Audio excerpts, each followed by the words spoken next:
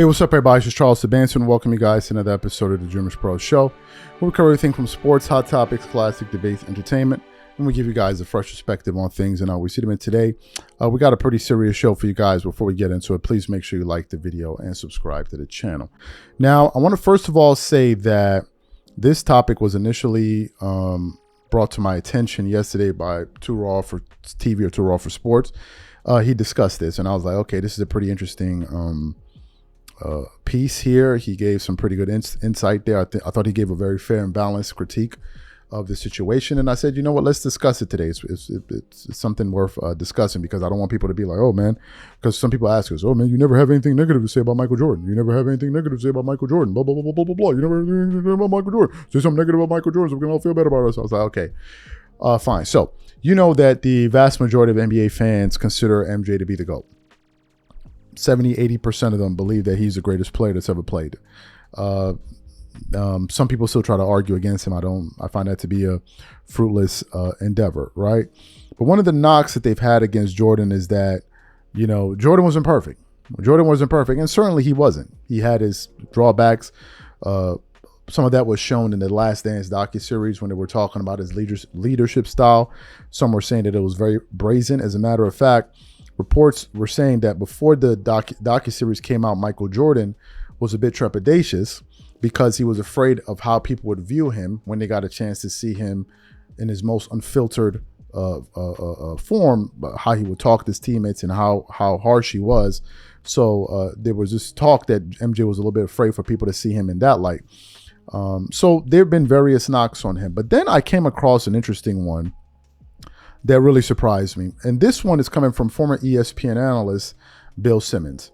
And we're going to read from a Fadeaway World article, and it has the following headline. It says, Bill Simmons claims Michael Jordan had referees in his pocket, like Beyonce walking on the stage. And I'm like, wow, okay.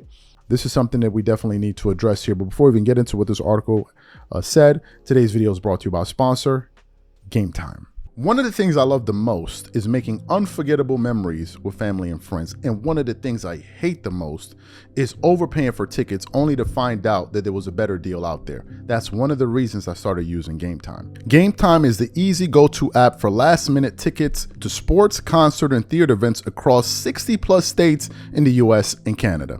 Game Time saves me time, money, and stress by curating only the best deals, so I'm not wasting a whole bunch of time scrolling through overpriced tickets. Game Time Picks is my favorite tool. It highlights the best value seats instantly.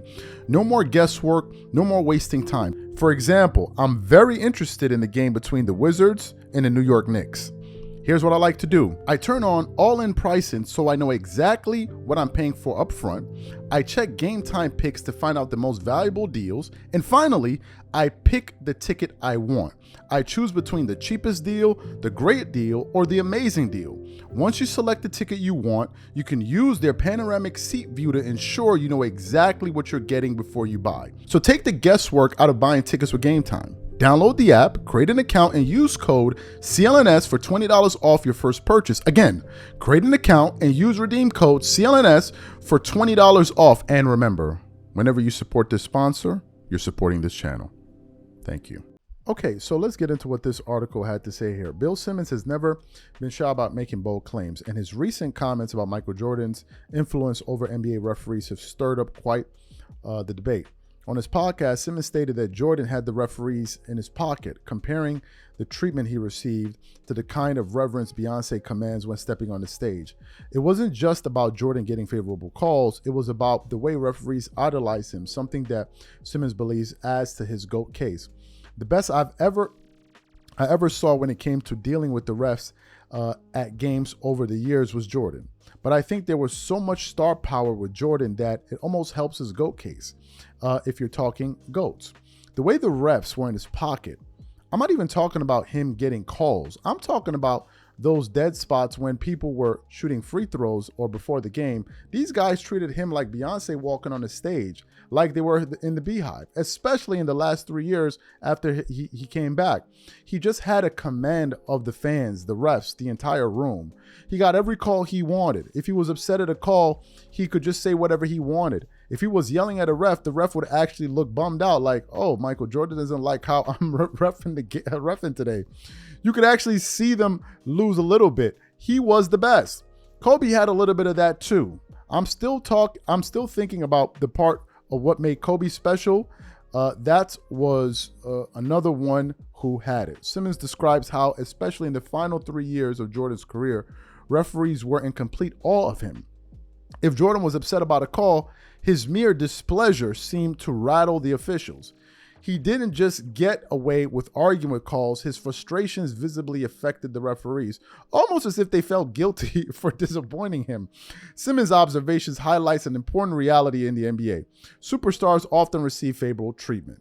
This isn't unique to Jordan, but Simmons argues that no one commanded as much respect and control over officials as he did. While some might see this as unfair, others believe it's simply the result of Jordan's larger-than-life presence. What are my thoughts about this? I'm laughing. I'm gonna tell you why I'm laughing. I'm laughing because I was reading it as I was reading the article. I was thinking about that clip. Not sure we can play it. I think it's NBA footage, but there was this clip of when Jordan was playing with the Wizards, and Jordan gets called for the foul. The ref walks up to him. He's like, "That's not a foul." He's like, "Jordan, that's not a foul. That's not a foul." And then the ref goes. Then he walks up to him. He's like, "But I believe you. I believe you." I was like, and so you can see it, like they were just in awe of Jordan. Like they were just in awe of him. And I can only think of some of the things that people have used to describe Jordan. Were like, the guy looks like he's levitating. He doesn't look real. He looks like he's levitating off the floor. Well, possibly some of these referees were probably awestruck of Jordan seeing him in person.